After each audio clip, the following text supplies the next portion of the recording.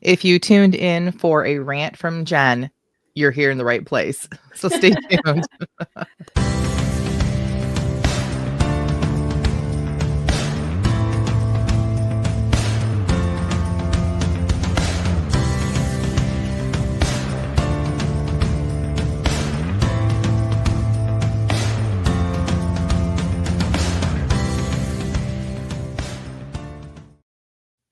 Welcome to the Christian Indie Writers Podcast, where we inform, encourage, and support Christian indie authors on their journey to publication.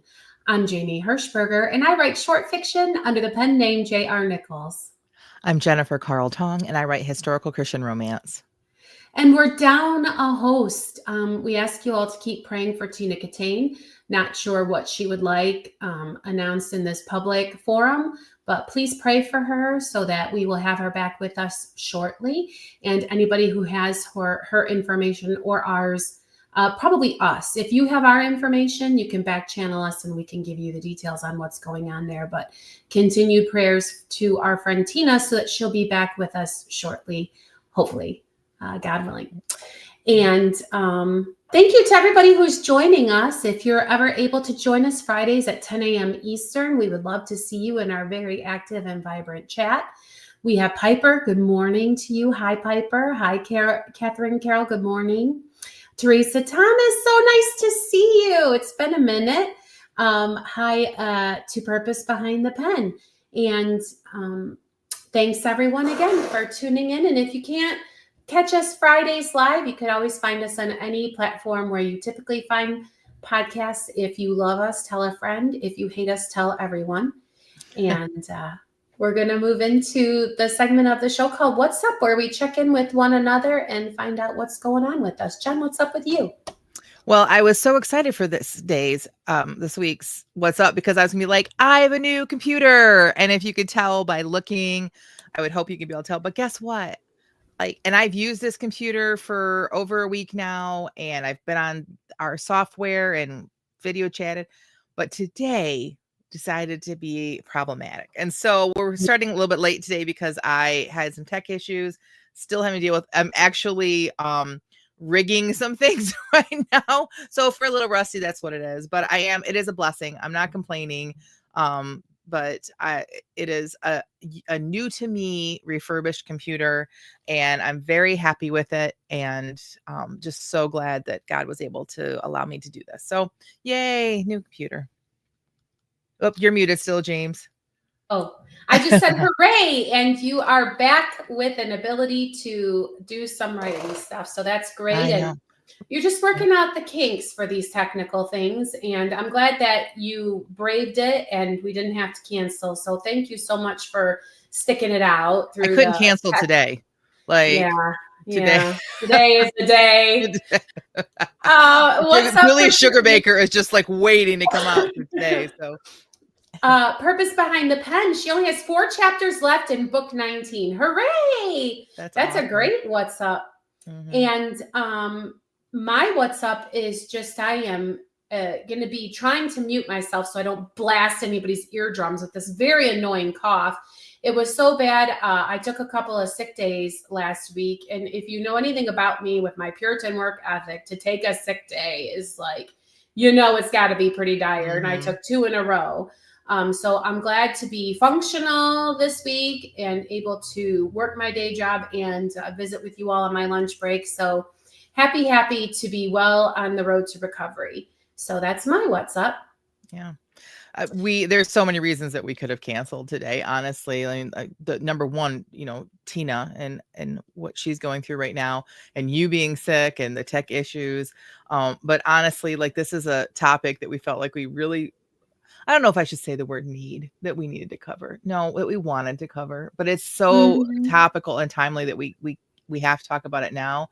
But I feel like we really tried most of our episodes. We call it the meat. We try to have some sort of meat for our listeners and our viewers that is something that you can take away and either use in your own career, or that just something is like knowledgeable. I feel like today is not that. I feel like I feel like it's going to be a lot of conversation. I hope that we have lots of conversation within our chat as well. But I think it's going to be a lot of us just discussing a topic. And I hope that everyone's okay with that today. Agree. And I want to say hello to SL Perrin. Good Sure. to see you. Glad that you're doing well also. And Piper is halfway done with her WIP. Yay. That's so awesome. And thanks for your well wishes. Teresa says she's so happy because it's spring break and she can actually be here. It's so funny how spring break is like a different week, it seems like, for everyone. But I'm glad that we're aligning. The stars are aligning for you to be able to join us. Teresa lives in the same state that I do, and used to be that all the schools were on the same spring break schedule. But because we homeschool, we're part of a homeschool co-op that's through a district that's in a different county than what we live in. And so we have a spring break technically this week, but yet all of the schools in our area and all my kids' friends are on spring break next week.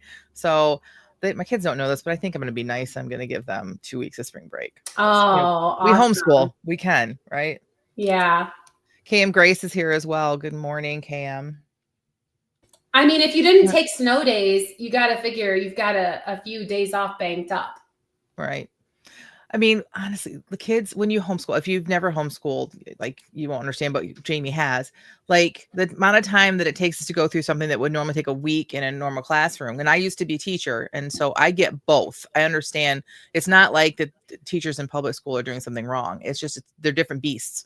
So my many children, different things like that. Yeah, so many things happening, so many different elements. And homeschooling, it takes my kids literally one day could do what it would take them. So we don't do a full day of homeschooling. And if we miss time, it's not that big of a deal because they'll just like make it up. And we've never had issues with it. So anyway, Christy is here as well. She says, morning, everyone. I'm at urgent care with my mama. Oh, no. So I can't be on here for long. Please know Sadie would say hello if she could be with us now, and we'll be totally listening together later. Oh, well, aww. Later on. Hi, Sadie. We're so glad to have you here. Speaking of homeschool people, right? So, well, let's dive in. We've got a pretty fascinating and I would say kind of controversial topic today, and we really kind of stay away from controversy. We kind of, yeah, we do. Excuse me. Today's gonna be a little spicy. If you've been keeping up with the news in tech and publishing, you may have heard about a recent article from The Atlantic. It stirred up a lot of conversation. The headline reads, Meta is pirating books to train its AI. Let me read that for you again. Meta is pirating books to train its AI. Now, this issue impacts both writers and the larger, broader audience of artificial intelligence. Right. And like, so Meta, for those of you who don't know, is Facebook's owner. Facebook, Instagram, it's they have the social media outlets like that. And what they've done, they've been scraping and using books to some generalize text, summarize books, perform all sorts of other tasks, but they're using it, they say, to train AI models. Right. So they aren't pirating it in a way like what you would expect for pirated books, because let's be honest. Yeah, they're not selling the books. Right. Because my books have been pirated. We've talked about this before, I think, on the podcast, that all 3 of my books are out there on pirated websites. And at first I was upset about it. And then someone said to kind of talk me off the ledge and was like, anyone who would go buy a book or go to a pirated website to read books is never going to pay for your book in the first place. They're just not. And it's possible that someone will be there and fall completely in love with my books and will order the hard copy. Because when I read mostly ebooks, but when you come across that rare gem, a book that you're just like, this is great, this changed my life, I love this book, I can't forget these characters, I order the paperback or the hardcover and it goes on my bookshelf. That's just who I am. So it's, I just can't worry about and go chasing down every pirated website because you just can't. But that's not what the case here is. This is them using to train AI models. But here's the catcher. They did it without permission. This is what everybody is talking about is without I shouldn't say over the board. It was possible they asked some people for permission, but overall, Well, yeah, they're not selling the books. right, They're training their AI models, meaning they're training them to do what? They're training them to like spontaneously generate text, provide book summarizations, those kinds of tasks. Like that's what they're doing with the information. I think it's right, important that we sort of specify, because it's not like they're taking the pirated books, putting new covers on them, and then selling them for money. right. So, I mean, I So guess it's like, yeah, the big question is, should companies be able to use writers' works for this purpose without their consent, number one, and number two, without paying them? So this is the big question. So we're going to dive yeah. into that today. We're going to look at it from the perspective of all writers, but specifically Christian writers, because that's what we're here for. So let's what we know about, first of all, what we know about the article first. But before we do that, we need to have a full disclosure moment here with all of our listeners. We Yeah. here at the Christian Indie Writers Podcast, we use AI. We do. We Yes. use ChatGPT. We have used Notebook LM. We don't use it to replace ourselves, but we will go, if we're like, oh, what should be some topics? We'll go to ChatGPT and ask them for some topic ideas. I mean, we've been doing this for so many years, and we've tried asking our listeners for topic ideas. I mean, you need help sometimes with things, and ChatGPT has been very helpful for things like topic ideas, for sure. Right. And we only use it to spark ideas, because like there's been ideas they've given us and we're like, no, no way. But they'll be like, oh yeah, we could totally talk about, we love that idea. Or like, yeah, we've talked about that last week and we didn't even think about making it in an episode. So that's how we use it for that. We've also used it before to clean things up, type something up, throw it in there. And Tina just mentioned 2 episodes ago that she threw her resume in there and told it to clean it up and make it more up to date and modern. And she got it back and it was great. I mean, there were still some things she had to fix on it, but so we are not anti-AI, and this is not that kind of conversation that we're trying to have. But also full disclosure, when I came across this article about that pointed out the original article from Atlantic. We have the Atlantic. It's in our show notes. I came across it, and guess what? All my books are included. All 3 of them. And ironically, it was a Meta property that sort of outed this to you. It was a Facebook group, right? Right? Isn't that ironic? I know. That's exactly what I thought. So here we are in the middle. Like, we benefit from AI, and now we're also a victim of this AI situation, right? So we just want to make this clear. We are not talking about, we're not anti-AI, but ultimately the question is, do they have the right to do this? Like, is this right or wrong that they not only did it without my permission, but I got 0 compensation for it? So I mean, okay, so there's no doubt that it is standard practice if you are developing an AI, not a language model, if you are developing AI, you need to train your robot, your virtual AI servant or whatever. And in order to do that, that's how they do it. They feed gigantic amounts of data to these bots so that they can, quote unquote, learn, and so that they can sound as human as possible. So like, it's not that Meta is doing something out of pocket or that nobody else has ever done before.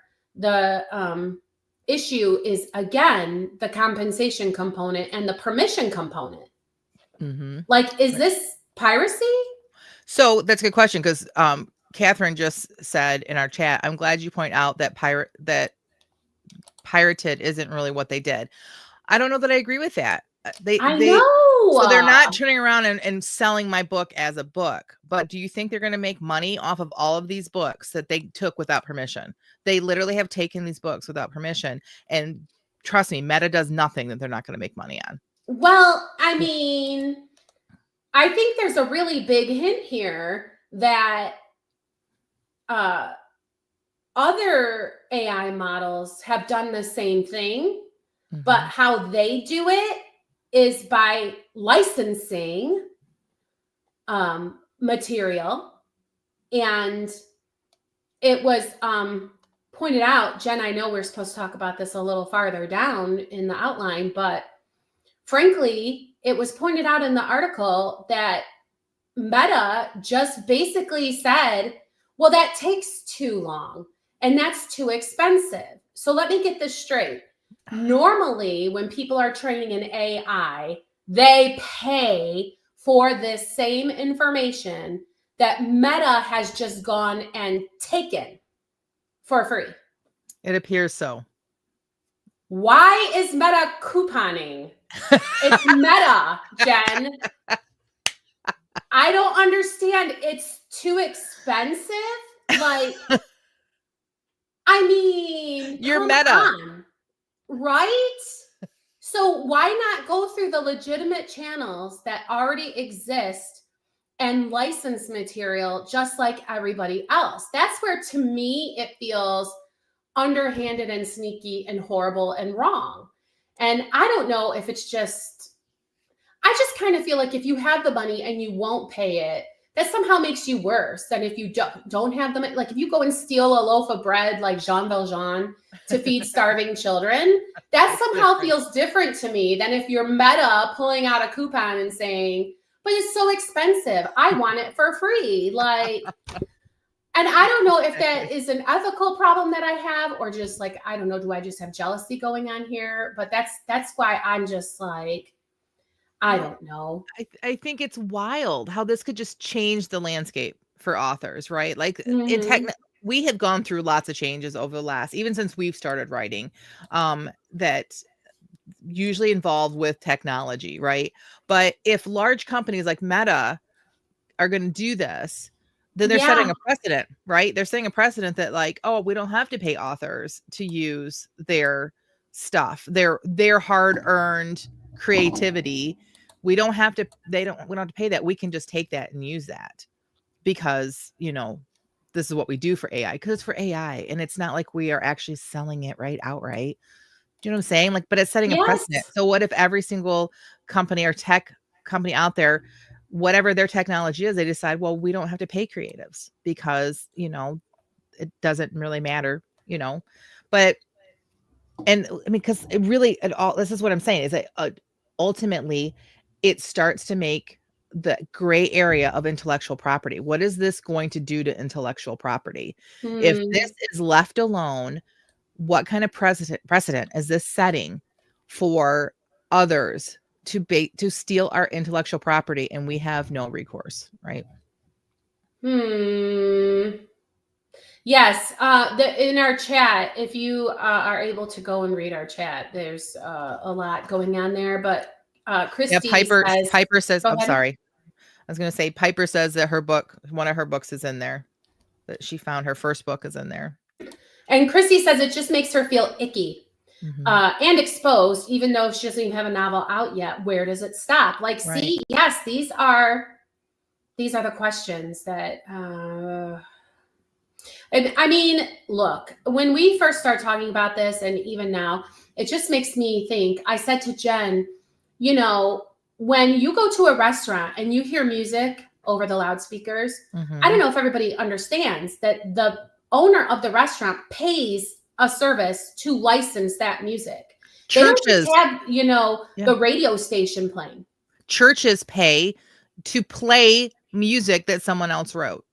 We're not even talking about playing someone else's music. Like, if you wanna get up in front of church and you wanna sing "I Thank God," your church has to pay licensing fees for you to be able to do that.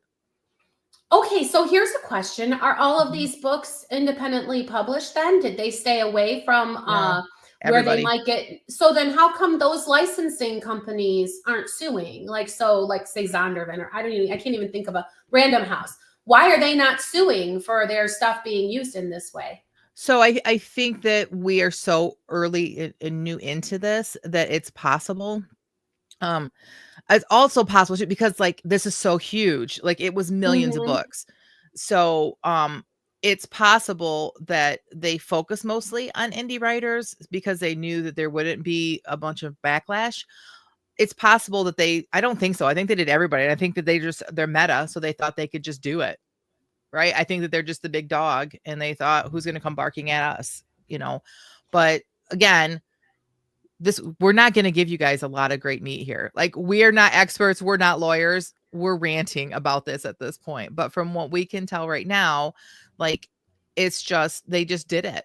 So I don't know if there's lawsuits in the works, but here's the thing. This is where like it becomes confusing because we also know that they need to have a broad base of information in order to train AI. And like Mhm. we admitted earlier, we use AI. I don't want to say Yeah. extensively, but often um as a podcast, and we benefit from it. And we appreciate that the AI that we use has had a broad base of information to pull from. Um and what if maybe Meta is the only one that's gotten caught so far? What if this is happening under everybody's noses and more than just writers? What if like songwriters and musicians, and what if they're taking music and copying and like pulling in information on every single note so that someday they can create music and we wouldn't need musicians, kind of a thing. I don't know. But if they haven't paid those musicians who spent their, you know, hard-earned time writing a song, just like us, like the writers that we are, like, that's where the problem is that But let me where's our just tell intellectual you. property? Mhm. Let me just tell you that Disney would never. Like Disney, if there was a Disney book on that list, Oh, those yeah. people would be like, you would be in court tomorrow. True. Because so like this is what I'm saying. If you work at, say, Penguin or whatever, and you're their legal team, like, is there something you can do or not? Because this is so strange and such a strange usage. Like I mean, first of all, how did they get access to the book?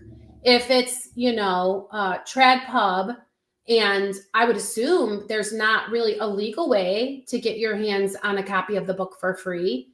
Like, Right. what in the world? I mean, how did they even get access to, say, I don't even know, Right. famous authors book number 12 in their famous book series? How did they even get it? Right. Catherine has an answer for us. She said she didn't think they focused on indie writers, that her friends' Treb Hub books were in there too. Okay. So Hmm. that answered the question, which is what I kind of assumed, to be honest. But and here's the thing too. All right, SL Perrin says, my dud book was ignored. My best-selling novel and its bonus epilogue were used. Meta doesn't store up books or plan to sell them, but they used it, right? And how so there is something that Meta is doing to pick the books that like she said that her dud book isn't being used, but her good book is, Now, right? see, So SL Perrin says, I'm sure all LLMs have done this. I'm not, because the article says there are licensing agencies who do this for large language models. And so mhm. that leads me to believe that at least some have paid for this massive amount of information that they need to train their large language model. And again, Meta, said, no, I need a freebie because I'm broke. I don't even know. I don't get it. You Like, know, there's part of me too that is more upset about the not asking permission than I am for the paying. Because when it comes down mhm, to it, if they were to pay all of us for using it, how much would we get? Like we not a would lot. not a lot, because we'd have to prove that my work was used more than, we'll say, SL Perrin's work. And then they would have to, like, no, they're just gonna like take millions of people, here's what we're spending on this, and you each get your pennies. Right? That's Yeah, exactly like the Kindle reading plan, but less because they're not even tracking pages, right? right, exactly. Well, Exactly. what can we do about it, Jen? So, like Jamie mentioned, like, we don't know that there might be lawsuits popping up. Like the big dogs are probably going to look at this and probably going to do something, because it's the big dogs that have the lawyers and they don't want to lose a penny either. Meta isn't the only corporation out there that is only out for, I shouldn't say only out for money, but when you're a corporation, you got to it's about money, because that's how you pay your employees. So, Yeah. but And we're your indie. shareholders. Yeah, but we're indie authors, right? I don't have a lawyer sitting in an office next to mine Mm-mm. that I can call on. Mm-mm. But So the first off, it's important that we understand the current laws around copyright and intellectual property. I don't understand the current laws about this, I but don't I can look either. into them, Mm-mm. and I need to be at least reading articles and feeling the pulse of it. I do know that right now, copyright laws, speaking clearly for the United States, copyright laws protect our work. And for the United States, at this point, it may change in the future because of AI, but at this point, we don't have to pay to have our books copywritten. We do not have to file, like the minute that we write something, it becomes our intellectual property here in the United States. Mm. So if somebody tried stealing my work, all I would have to do is, I mean, of course, I have to go to court, pay a lawyer. It would be, maybe not even worth it. But if they were to do that, I would just have to. There is a digital footprint that would show that I wrote this before you wrote this. Mm-hmm. Um, so right now in the United States, our copyright still protects our work. But here's the problem: is the law. There's where the gaps are is where AI is used and where that comes into play. Because when our copyright law was written, there was not AI No, that we that had was to not. consider. So I think that we're on the cusp of seeing some major changes coming up in copyright with AI use. I think this is like the beginning of it. Like, I don't think it's going to be solved this week. I don't think it's going to be solved next month. I think we're looking at some long-term changes that as technology changes and as we step into a world where AI is everywhere, that it's going to make a difference. Um, Here's the good news though. There's another article that I linked in our show notes that is a about the appellate court. So the good news is that only humans can copyright work.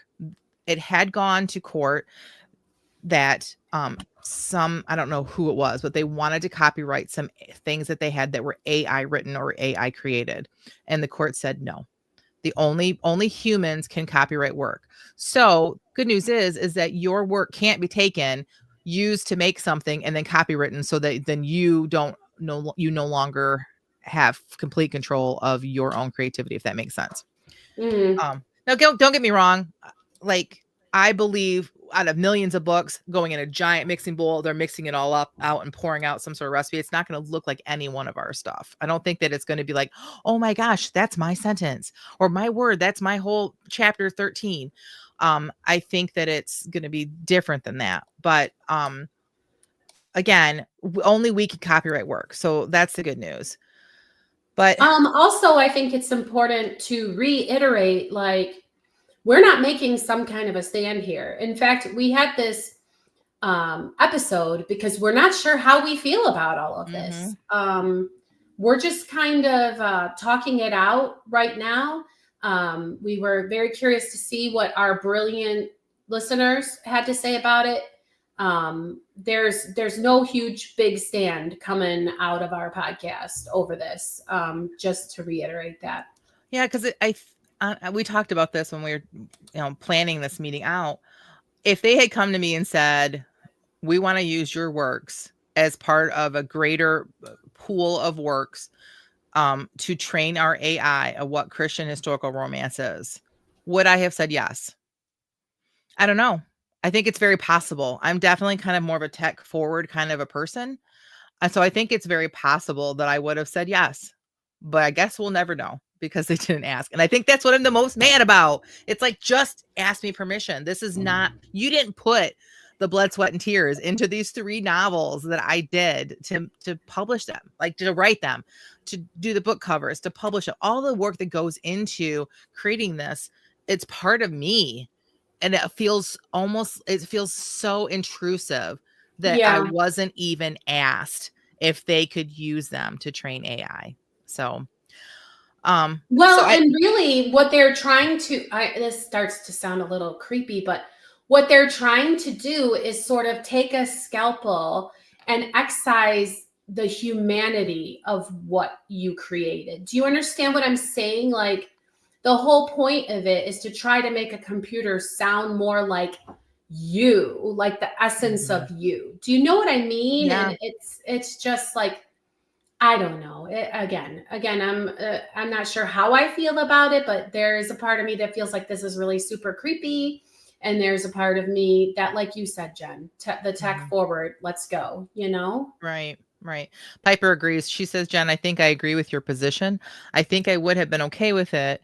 I use AI for fun and for help brainstorming and to give my family a break from my brainstorming. LOL. Yeah. If you are a member of our Facebook group, and if you're not, why? That link is also in the show notes. But if you're a member of our Facebook group, you'll see that Catherine actually shared something that she made with AI for her book. It's something that Piper had shared with me a while back, and I've been playing around with it, but it's with Google's AI, where if you put in your work, it will actually feedback kind of like a podcast to you, a 15-minute podcast. And it's fun. And they didn't get everything right, which was even worse, but in a fun way. Like, I laughed as I shared it with my family.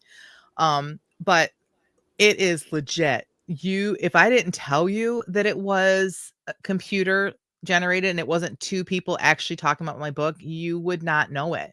It is that good. And it did not get that good by not training the AI with real people and real talking. And sorry, my thing's going off over here. So again, we are fans of AI. I think it's just the way that they did this. They, like Jamie said, why are they couponing? Why are they not paying, and why are they not asking permission? So all right. And finally, on the front of, well, what can we do about it?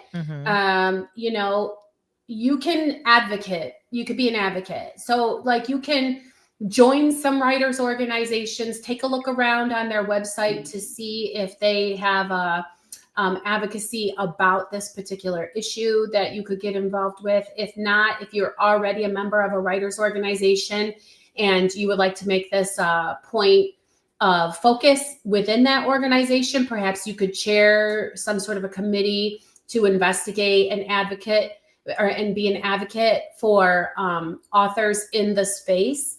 You can have discussions with members of your church or other organizations to see if you can put something together on a grassroots level to just be a voice. Because if you become a well-organized and loud advocate, you never know how your involvement could escalate. When hearings and things like this are happening on the issue, they may call upon you and your group to get some feedback and insight from affected authors. And there are advocacy groups out there for writers too. I, in the past, have been a member of Ally. I'm honestly not sure if I'm still a member. I have to go and look to see if I renewed my membership fee or if it's time for that. But Ally is a great organization that it's kind of like a union for writers. You do pay a membership fee, but they have lawyers and they have advocacy groups and they have people that are fighting for these kind of things for us, in the individual writers. They also just stay on the cusp of what's happening out there politically and legally. And there's also the Author Guild is another one. So there are groups out there that are working for indie authors as well. So this is something that you need to look into yourself personally, if this is something that you feel like you need to participate in. So. And then finally, we've seen a lot of chatter. There's debate about this, just like there's kind of like debate about the whole copyright issue. Like, should I mail myself a copy of my manuscript, whatever? But there's a lot of people who say, write on your book in the copyright space, you could put a little clause that says, I do not give my permission for this book to be used for this purpose. Again, your mileage may vary. Your opinion will vary on whether or not that's going to do anything, whether or not that's going to give you a leg to stand on in the future. That's a decision each author has to make for themselves. A lot of people, I guess, would say, well, what's the harm? How could it hurt? But that is some solution, a resolution that some authors have made to try to combat this. Right. I mean, it wouldn't hurt, right? It's not going to hurt to put in there to say that not to be used for AI without my permission. So even if you're a fan of AI, like, you're at least stating, like, I want you to get my permission. And then they may They may ignore it. It may not even matter, but then we Right. don't know what's going to happen down the road We don't. in the courts. And as Mhm. somebody pointed out, I think it was Catherine. Yeah, Catherine says that the court process will go on for years. It for sure is because and she also says that there are also class action lawsuits already forming. So see, Mhm. I'm telling you every day, like this hit me Monday or Tuesday is when it came across my desk. And then Jamie and I met Wednesday. And I feel like by now that this is already old news. I feel like that Mhm. there's so much happening because there's so much happening Fast. with AI, but this is like, so, like I said, I don't know that you're gonna get much value out of this episode other than listening to me rant a little bit, like, and be upset a little bit. But you may, again, I hopefully we just opened your eyes that you just need to be aware of this stuff. Like, or Mhm. not. That's your choice too as an indie author. You may like not even Listen, look over there, not even care. if you're looking for an excuse to quit, I mean, you all know the people who say stuff like, "Oh, I would publish a book, but someone would just pirate it." And so now you could say, "Well, I would write a book, but then Meta would just steal it from me and use it to train their AI." So there you go. We've given you something to add to your blame others pile if you need it. No, don't do it. Don't And listen to it. also, in conclusion, the AI will never be able to replace you, right? It's true. So get out there and build a super fan base. And Yes. Like yeah. we always circle back to super fans, but honestly, Mhm. I don't care if they skimmed my books and they could create a book just like me and it was well written and everybody loved it. Guess what? That person can never do a public signing. That person can never respond to an email from a fan. That person can never send a sign that not person. That AI could never sign a copy of a book. This is another reason why you build super fans. Like you be real to your reader. And we have episodes about super fans. I don't need to, I could go on and on and on, but like that really probably is the only solution to this is that just Yeah. build super fans and it won't matter what else is happening over here that you can't control anyway. Right. And So control it. can't control it. That's my All biggest right. problem is I want to control everything. Let's be honest. Yes. Yeah. And I mean, really, it really is just the permission thing. It feels like a little bit Agreed. of a violation. Agreed. But time is kind of running short, so we have to move the rest of this discussion over to our Facebook group, and we'll be happy to engage you over there. And also, if you participated in this week's writing sprint, we'd love to read that as well. We write for 15 minutes before the show goes live, and then we share it without editing. So, if Jen, you wouldn't mind sharing what our prompt was this week and what you wrote. I would love to. And the funny thing, not funny, but y'all know that I had tech issues. And so I have never not written or not sorry. I have never shown up to a podcast and not having written that day. There have been Mhm. lots of problems. There have been lots of days that it was like, oh, really hard to do, but I've always shown up and written. And today I was running out of time. And I'm like, I can't write. There's not 15 minutes left. And I didn't know what I was going to do. And then I decided, well, I've never up to this point ever not shown up. So I wrote for probably about 8 minutes is all. Good for So, you. but guess what? I wrote. And so Yay. that's the awesome thing. Okay, so enough of me bragging about how awesome I am. Not. Okay. So here are the 5 words. We did 5 words this week. Ear, detective, scream, voter, and rib. And I got 3 of the words. So All right. the scream sliced through her ear with the vengeance of a dull knife through a head of cabbage, slow and jaggedly. She cupped her hands over her ears, pressing hard in a poor attempt to block the sounds. Even as she tried, the life within her own belly moved and pressed against her ribs so hard she Mm, lost a breath for a moment. It was not lost on her that her own baby was as distressed as she was at the sounds coming from the other room. Another move within her, another sharp pain, another reminder that within only a few more weeks, it would be her in the bed, her screaming in agony. Girl, where is that water? The missus's voice broke through her thoughts, pushing her toward the kitchen where the boiling water awaited. That's it. Wow. That was pretty poignant. First of all, like the cabbage metaphor, right? That's a metaphor or Yeah. simile. I was like convinced now that she was cooking cabbage just because like I was obsessed with this ideal Mm. of a dull knife coming through the cabbage. But anyway, then, I had to keep like, no, she's not cooking a cabbage, whatever. And Mhm. then the whole idea that they both are like, I didn't know why the screaming was happening. And for it to be like revealed that it was that reason was great. It felt like a shattering moment, in a short story to where now she's thinking about, oh, someday it'll be my turn. And all of those screams would feel so different to you. Like it would not just be annoying, it would Mhm. be also like whatever premonition or anxiety inducing because of the future that awaits you. So maybe just a handful of words, Jen, but very impactful. Just those handful. Thanks. I was actually going for a short story, like a quick, like, so when you said sharing moment, I'm like, oh, good, because I don't feel it was like you have a way of writing a 2-paragraph story and it just being a full complete story, which is like I'm in awe of that. But yeah, I was trying and I started trying to fit too much in, like the misses and like, oh, so is she a slave now? Like what is going on in the story? But that's the great thing about sprints is that you just don't know. You don't know what's going to come out when you start writing. And I don't know. I don't know. I think she is a slave. And I think that like she's scared and who knows? Mm-hmm. And so, Yeah. And also, see, because I've been reading a lot of really old stuff, like she could have mhm, just been a servant in a yeah. household, too. Interesting. Really, really good. I really enjoyed that, Jen.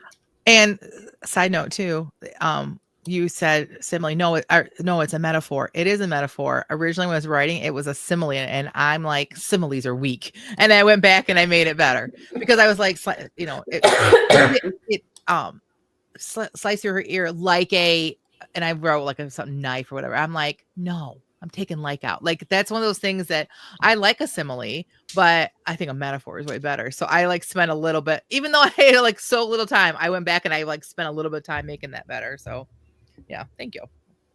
Metaphors or similes are weak. I don't know why I That's said that. hilarious. All All right. right, So guess Jamie, what'd you what? write? What? I hate what I wrote. I was Always. zero inspiration. I don't like it one little bit, but I did write. And in fact, I had 6 minutes left and I was just like, I'm so done with this. I just put it away. That's how much I don't like it. So now that I've said all of that, I think I got 4 of the 5 words. I don't know. It was blah. Anyway, here we go. The last book I read was a murder mystery. I didn't care much for the detective, nor did I like very much the slew of characters this writer had thrown together to serve as suspects. I swear one woman was written in just for the sake of supplying an ear-splitting scream at almost every occasion, be it murder or a jump scare from an unexpected delivery boy. I did, however, like the writing. The author has practiced her craft, I can tell. So I went online to see what I could find out about her. Almost immediately, I was turned off. Her profile pic was an I voted sticker, and that's fine. I can get along well with a voter if needs must. But this wasn't just any kind of voter. This was a gal who insisted that everyone know her political leanings and ascribe to them in order to remain in her circle, a concept which I find laughable as her social media presence appeared to be very definitely public. We did not align politically, of course, but I did find it interesting to read her very lengthy, very well researched opinions that she regularly posted to her socials. In fact, after a while, it dawned on me that the woman was likely a very good writer because of all this opining done with regularity. Writing is a muscle, just like any other, and this woman was exercising hers often and with intensity. It took me a minute to find any posts about her works of fiction, which I found to be quite odd. After all, didn't the woman care to sell any books? But eventually, I stumbled across the announcement of the launch of the book I had just completed. Sadly, it turns out it was her first and to date only published novel. Now, what was I going to do? I had set myself up to hanker for another helping of this writer's particular voice, and I didn't think I would be able to find another to satisfy the craving. I clicked on the link in the post, and it took me to her Goodreads profile. Jackpot. There was her page loaded with book reviews, and they were as fleshed out and juicy as the political posts had been on her other socials. Before long, my own to be read list had grown by half a dozen titles. And then I was like, that's all I have to say about this. I loved it. I don't know why you didn't like it. All right. I felt a little convicted, to be honest. Like like people waiting for the next novel, readers like very upset that they found a writer that hasn't like finished through on their series. But I feel like you were also giving us writers like some advice too. Like, if you want to sell books, then not that you want to be on social media and constantly trying to sell your books, because that's not going to sell it. But also, politics are polarizing, right? Oh, yeah. And so you don't know who you're going to offend. And you might think, well, my party is the Christian party. Doesn't mean that you're going to agree with everybody out there. And so, keep your public persona separate from your private persona, your public Facebook, your business one, different from like those. That's like really words to live by. But you made it in such a way that it wasn't like us giving advice. It was like this cute little story that was like, oh yeah, that is really obnoxious. So it felt real to me. I loved it. And well, I appreciate that. Yeah. And let's see. SL Parent says, oh no, she's going for the murder mystery. It didn't click. Oh, she said, oh no, she's going for the murder mystery genre. No, it's fine, really. I like some. You win some, you lose some, right? Right. I read all of the Poirot books. And Piper agrees with me. She says that, but oh no, I'm feeling a lot of connection with the narrator. I don't enjoy reading about politics, but what a great idea for finding more reads. Yeah, that's very true. So, well, I appreciate that there was nice things to say about that. We have to jet out of here very soon. But before we do, we'd like to know what's next. What's next for you, Jen? You're going to be lathered up about your books being potentially scraped, or we're moving on from that? I'm moving on from that. All so I actually tomorrow morning is the baby shower for my soon to come grandbaby. Oh. So my son and daughter-in-law are coming into town, and my daughter is jumping in the car with them and coming with them. So I'm going to have 4 of my kids under one roof. I'm super excited about that. So that's kind of all I'm doing for the next few days. And then on Sunday, my middle child, my biological middle child, because I have 6 total, but 3 are mine by bonus kids. Yeah. My oldest kids. Anyway, she turned 16 this week. I can't believe it. And so she's having a birthday party on Sunday. So after that, I'm going to, now that I have a new computer that runs Photoshop so nicely, so beautifully, we are all about book cover. So that's what I'm doing this next week, is really focusing on getting the full wraparound of the book. And yeah, that's what we're doing. What about you, Jamie? What's next for you?